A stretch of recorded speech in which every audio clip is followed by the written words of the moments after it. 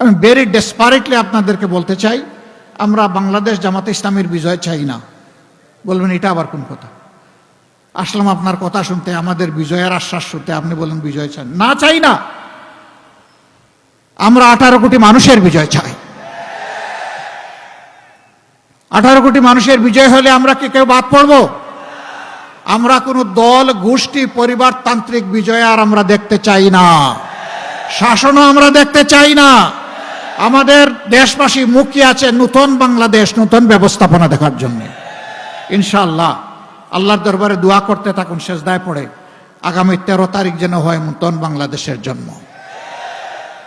বলবে এই বাংলাদেশ কি এখনকার চাইতে বড় হবে না ছোট হবে? না, এই বাংলাদেশই থাকবে, কিন্তু তার চরিত্র পাল্টে যাবে ইনশাআল্লাহ। এটি হবে জনকল্যাণমূলক বাংলাদেশ। এটি কোনো দল ব্যক্তিকে সন্তুষ্ট করার জন্য হবে না, বরঞ্চ জনগণকে তাদের পাশে থেকে সেবা দেওয়ার জন্য হবে।